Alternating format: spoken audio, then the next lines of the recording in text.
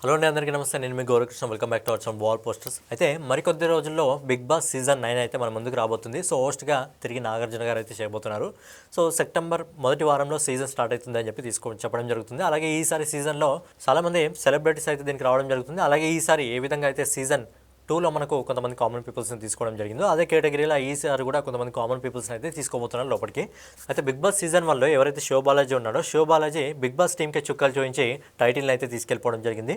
So big boss 2 గురించి ఈరోజు మనం మాట్లాడుకున్నట్టయితే బిగ్ బాస్ 2లో ఒక వ్యక్తి కోసం పబ్లిక్ అందరూ బయటకు వచ్చి హైదరాబాద్ రోడ్లపైకి వచ్చి 2K రన్ చేయడం జరిగింది అతనికి మద్దతుగా. అదేవిధంగా అతని కోసం చాలా సేవా కార్యక్రమాలు అయితే చేయడం జరిగింది. అదే టైంలో వరదలు వచ్చిన వాళ్ళకు సహాయంగా, అలాగే బ్లడ్ బ్యాంక్, ఇలాంటి చాలా సేవా కార్యక్రమాలు అయితే ఒక పార్టిసిపెంట్స్ కోసం, బిగ్ బాస్లో పార్టిసిపేట్ చేసిన ఒక కంటెస్టెంట్స్ కోసం ఈ విధంగా చాలా సేవా కార్యక్రమాలు చేయడం జరిగింది.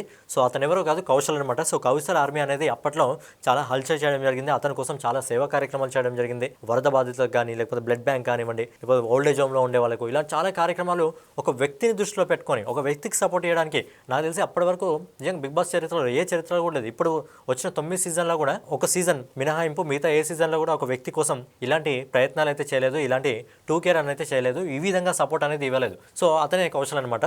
సో కౌశల్ గురించి మాట్లాడుకునే ముందుగా ఈ షో గురించి మాట్లాడుకున్నట్టే, సో సీజన్ 2కి అయితే నాని గారు హోస్ట్ చేయడం జరిగింది. షో అనేది జూన్ 10వ తారీఖు స్టార్ట్ కావడం జరిగింది. అలాగే సెప్టెంబర్ 30వ తారీఖున అయితే ఎండ్ కావడం జరిగింది. సో ఈ షోలో ఓవరాల్గా కంటెస్టెంట్స్ ఎంతమంది రావడం జరిగింది అనే విషయం గురించి మాట్లాడుకుందాం. వాళ్ళ ఎలిమినేషన్ గురించి మాట్లాడుకుందాం. అలాగే ఎండింగ్లో అసలు కౌశల్ గెలవడానికి ప్రధాన కారణం ఏంటి అనే విషయం గురించి కూడా మనం ఒకసారి మాట్లాడుకుందాం. సో ముందుగా ఎవరైతే సెలబ్రిటీస్ ఈ షోకి రావడం జరిగిందో అందులో గీతా మాధురి, అమిత్ తివారీ, దీప్తి మల్హోత్రా, తనీష్, బాబు గోగినేని, భానుశ్రీ, రోల్ రైడా, శ్యామల, కీర్తి దమ్మరాజు, దీప్తి సునన్య, కౌశల్ మండ్య, తేజస్వి మధువాడ, అలాగే సామ్రాట్ రెడ్డి. సో వీళ్ళతో పాటు కొంతమంది కామన్ పీపుల్స్ అయితే రావడం జరిగింది. సో రేడియో జాకీగా పనిచేస్తున్న గణేష్, అలాగే మోడల్గా పనిచేస్తున్న సంజన, అలాగే ఎవరైతే సోషల్ యాక్టివిస్ట్ ఉన్నాడో నూతన్ నాయుడు అయితే వీళ్ళు కామన్ పీపుల్గా రావడం జరిగింది. అలాగే వైల్డ్ కార్డ్లో నందిని రాయ్ రావడం జరిగింది. అలాగే పూజా రామచంద్రన్ అయితే రావడం జరిగింది. సో ఓవరాల్గా 16 మంది అయితే మొదటి హౌస్లోకి రావడం జరిగింది. తర్వాత వైల్డ్ కార్డ్ ఎంట్రీలో 2 రావడం జరిగింది. ఓవరాల్గా 18 మంది అయితే ఈ షోలో పాల్గొనడం జరిగింది. సో అలాగే షోకి సంబంధించి నాని గారి గురించి మాట్లాడుకున్నైతే నాని గారు అద్భుతంగా అయితే హోస్ట్ చేయడం జరిగింది. ఏ విధంగా ఆకట్టుకోవాలి ప్రేక్షకుల్ని, ఏ విధంగా హౌస్మేట్స్కి మనం చెప్పాల్సిన విషయాలు చెప్పాలి, ఎన్ని చెప్పాలి, ఏ విధంగా చెప్పాలి, అలాగే వీకెండ్ వస్తే ఏ విధంగా ఆడియన్స్కి ఎంటర్టైన్మెంట్ అందించాలి, ఎవరికి ఎలా ఏ విధంగా క్లాస్ పీకాలి, వాళ్ళ తప్పులు గిప్పులు ఏ విధంగా ఉంటే ఎలా కంటెస్టెంట్స్కి చెప్పాలి అనేది నాన్నగారు చాలా అద్భుతంగా అయితే చెప్పడం జరిగింది. నాన్నగారు షోకి సెంటర్ ఆఫ్ అట్రాక్షన్గా అయితే నిలవడం జరిగింది. మరి ఈ షో పరంగా మనం ఒకసారి ఎలిమినేషన్ గురించి మాట్లాడుకున్నట్లయితే ఈ షోలో ఫస్ట్ ఎలిమినేషన్ ఫేస్ చేసింది సంజన, సెకండ్ కీర్తి, తర్వాత భానుశ్రీ, తేజస్వి, నందిని, బాబు, దీప్తి సునన్య, పూజ, గణేష్, నూతన్ నాయుడు, శ్యామల, అమిత్, అలాగే రోల్ రైడా వీళ్ళైతే ఎలిమినేట్ కావడం జరిగింది. సో టాప్ 5గా అయితే కౌశల్, గీతామాధురి, తనీష్, దీప్తి, సామ్రాట్ వీళ్ళ 5గురు అయితే టాప్ 5లో ఉండడం జరిగింది. సో అందులో టాప్ 5లో ఫస్ట్ ఎలిమినేట్ అయింది సామ్రాట్ ఎలిమినేట్ కావడం జరిగింది. తర్వాత దీప్తి సునన్య ఎలిమినేట్ కావడం జరిగింది.